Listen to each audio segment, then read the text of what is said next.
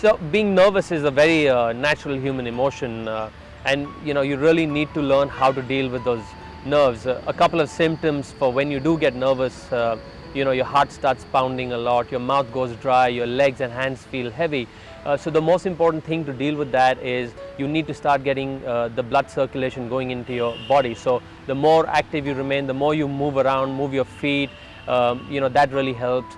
Breathing helps, and really trying to take your attention away from what's making you nervous to perhaps your breathing can have a lot of benefits and help you really deal with your nerves.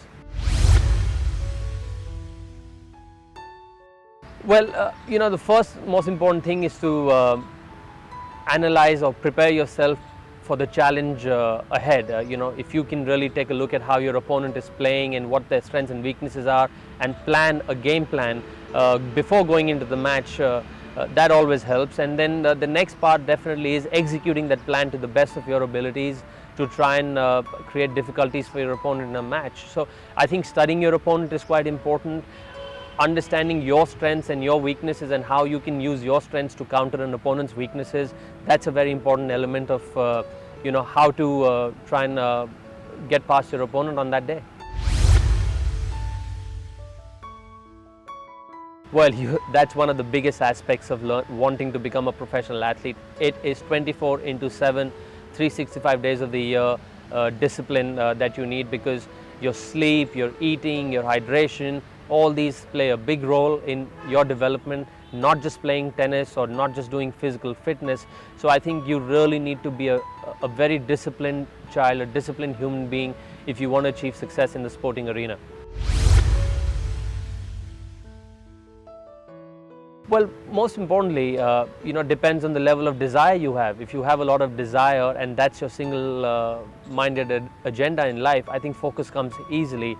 Having said that, your environment around you can play a big role also. Your parents, your support staff, sometimes when, you're not feeling really up to it, they can pitch in, help you really refocus and get going. So I think it's not just an individual effort. I think it's a team effort around you to help you get there. Yeah, that's one of the biggest challenges, where you have to learn to blank out everyone and everything. It's easier said than done, but that's what you have to do to really try and bring your attention to what you're doing, to try and follow your processes, to stick with your processes, to stick with your game plan, and really concentrate a lot on what you want to do, and really blank the crowd out of your system, blank everyone else out of your system, and just get lost in playing your game. That's the most important factor, in anyone's development, because you are going to face losses, you are going to be beaten down, but that's the hallmark of a champion. If you get beaten down 10 times, you better be willing to get up the 11th time, and so on and so forth. So I think it really depends on your hunger, the kind of desire you have to achieve what you've set out to do. And once you're very clear with your desires and your hunger, then I think picking yourself up becomes that much easier. Yeah, I mean, that can be a very challenging time mentally for any athlete, and that's a phase that every athlete goes through. When the chips are down, nothing seems to be working for you. My advice would be go back to basics, really go back to the practice code, work on your fundamentals, try and calm yourself down mentally, learn to trust in yourself. That's one of the biggest aspects of coming out of a slump. If you trust yourself, you will get past that tough, difficult period. So I think it's a combination of factors. Go back to the drawing board, go back to training, go back to your fundamentals, and then get back up again. Well, first and foremost, the most important thing is to treat it as any other match. The more you create these demons in your head about, oh wow, that guy's so high in ranking, the more pressure you put on yourself.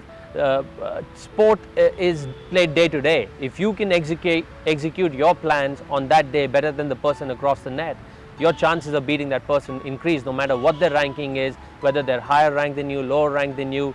Sport is very day to day, so you have to be alert, aware and present in every moment of every match in order to win the match. It can, it definitely can. Getting injured is never easy. Getting out of an injury is never easy. But like I said earlier, it just depends on your motivation, how focused and motivated you are to achieve your dream of becoming a professional tennis player. And it doesn't seem that tough when you're extremely highly motivated.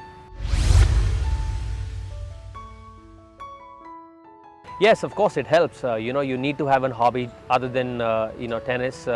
Growing up, my hobby was music, singing, musical instruments. So you need to have a hobby where it can challenge you in different ways, and at the same time it can distract you a little bit, because constantly thinking about your game can often put a lot of pressure on you. So you need a bit of a distraction in a good way to try and take your mind off the game, so it keeps you fresh also.